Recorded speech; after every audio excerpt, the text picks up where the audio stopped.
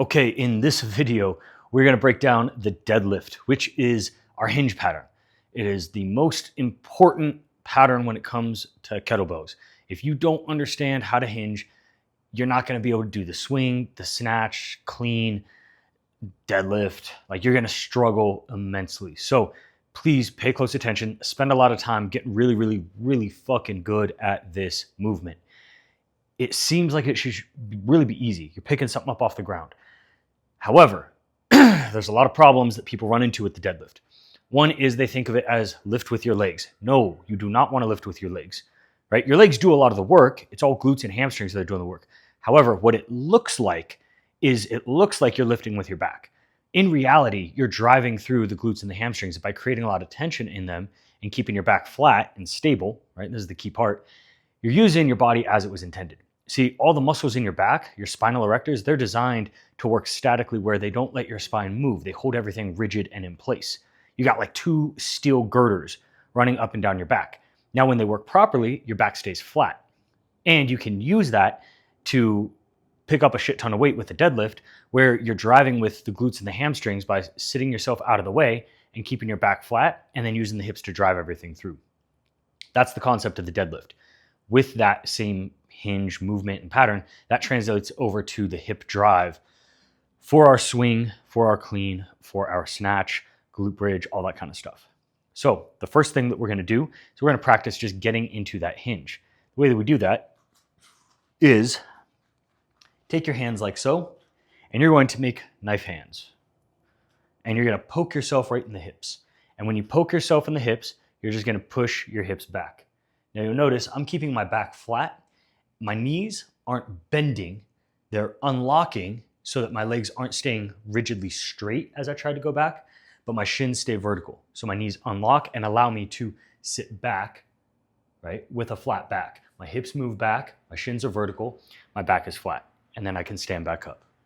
We're hinging and coming back up. Hinging, hands behind us, coming back up. Hinging, coming back up.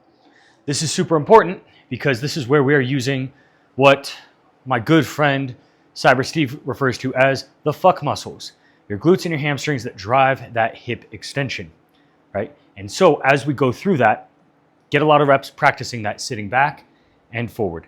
Now you'll notice my stance is really directly right underneath my shoulders, not quite straight up and down, just a little bit out, just enough to be comfortable, but my feet are still pointed straight ahead, almost like I'm on skis right here. And this lets me sit back and forward and really recruit my posterior chain. Now, when we get set up for our deadlift, it's pretty simple. You're going to stand over your kettlebell. And the way that you're going to stand over your kettlebell is so that the handle is even with your ankles, right? As long as the bell is even with your ankles, that allows you to keep your center of gravity right over the middle of your foot.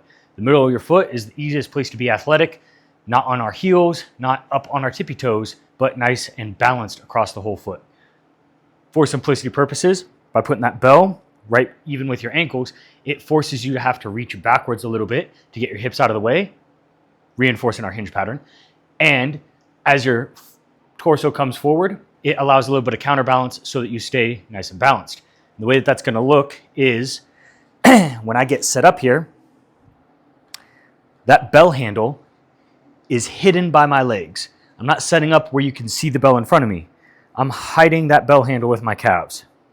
And now I take my knife hands, I'm sitting, chopping back. Now my setup here, I'm grabbing onto that bell, and now initially I might be a little bit rounded, nice and relaxed, but before I ever pick that bell up, I need to be in a flat back. So the easiest way to do that is to start with a flat back as we sit back, grabbing that bell, and now I'm going to pack my lats. And when I do that, I'm taking my arms and I'm pulling my shoulders down. What that does is that tightens up our upper back to make a nice, proud chest, similar to like Superman, right? Pulling everything back. So we're packing those lats nice and tight. We're sitting back, feeling that stretch in the glutes and the hamstrings. We're going to take a big breath in, fill up that belly with air, not just into our chest, but into our stomach, driving all that air into our belly button. What that does is that tightens up our core and reinforces that posterior chain, strengthening and holding everything rigid, because a strong core protects your low back, right? Now, as we go, we're going to knife hand down, hands on the bell, pack our lats, big breath in, and we stand up. Now at the top, we make a nice exhale, braces the abs. My legs are locked, my glutes are flexed. I'm not slouching here. I'm nice and tall. I want a straight line, head to heel, strong as steel. Straight line from my heel all the way up through my head. And now to sit back down, I'm just gonna reach that bell back towards my heels, setting it down even with my ankles, getting my hips out of the way. Big breath in to stay tight, and back up, and sitting back.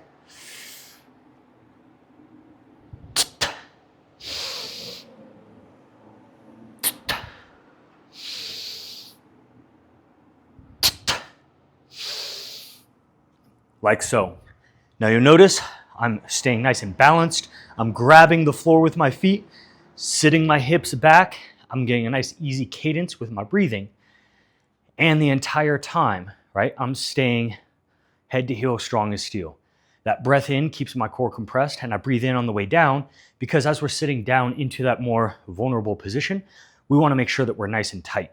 Right? We want to keep our back flat. We want that tension in the core to protect our low back. We don't want to be breathing out and relaxing, being strong in that position, holding all that tension, holding all that strength there. Then as we stand up and we drive through with our glutes, that is where the power is going to come from. So we want to pattern a lot of our deadlifts, especially when you go through a program.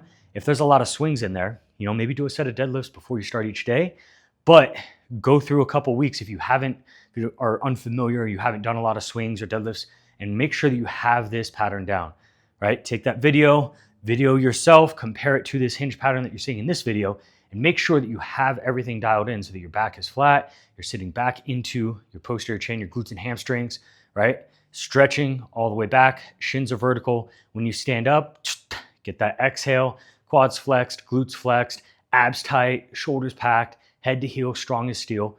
Remember the cues, and then start going through. And when it comes to application, deadlifts, you don't really need to be doing more than 5 reps. You could get up to like sets of 10 if you really want to, but at that point, you're strong enough that you should probably just start doing swings. And that's really what the swing is the swing is going to be a ballistic deadlift.